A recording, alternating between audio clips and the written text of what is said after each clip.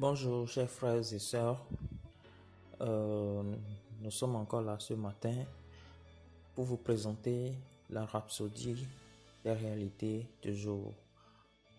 Aujourd'hui c'est le mardi 19 janvier 2021 et notre thème du jour c'est la parole de foi dans votre bouche. Alors notre verset d'ouverture est tiré du livre de Romains 10, le verset 8. Que dit-elle donc?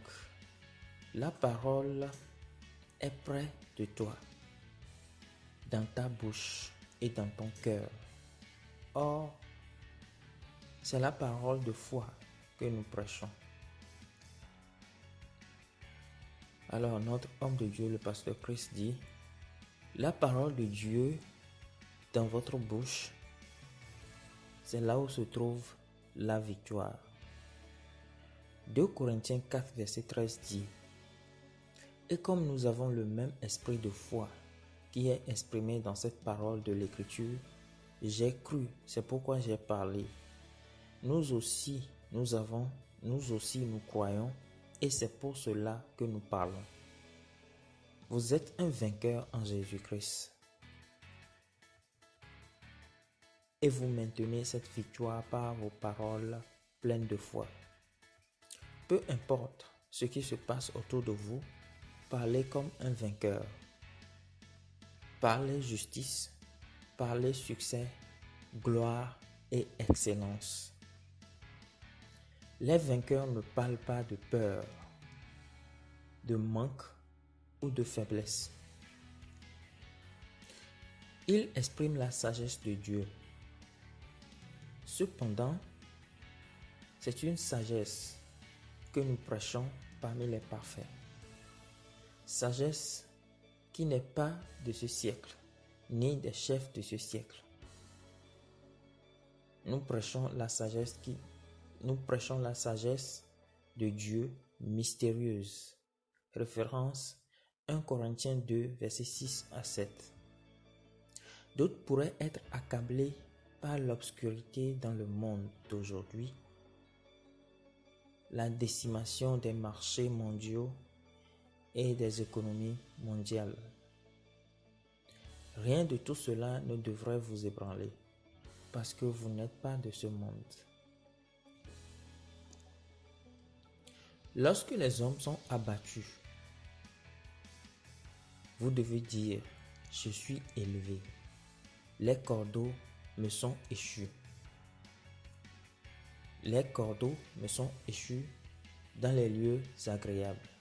J'ai un bel héritage. Ma prospérité est indépendante des circonstances. C'est ainsi que les vainqueurs parlent. Ils répondent aux circonstances et aux situations avec la parole. Ils disent ce que Dieu a dit. Hébreux 13, le verset 5 à 6 dit: Dieu lui-même a dit. C'est donc avec assurance que nous pouvons dire. Si vous éprouvez des symptômes d'une maladie, par exemple, n'exprimez pas les symptômes. Déclarez la guérison et la santé. Si vous vous sentiez faible, déclarez la force. Affirmez que la vie de Dieu en vous est supérieure. Et donc, détruit et dissipe toute maladie et toute douleur dans votre corps. 1 Jean 5, verset 4 dit: parce que tout ce qui est né de Dieu triomphe du monde. Et la victoire qui triomphe du monde, c'est notre foi. Continuez à affirmer votre justice et votre vie triomphante en Christ. Régnez et dominez sur les circonstances avec la parole de foi dans votre bouche. Alléluia. Nous allons prendre notre confession. Confession. Ma vie Ma vie est la révélation de la gloire de Dieu, le témoignage de sa grâce et de sa justice.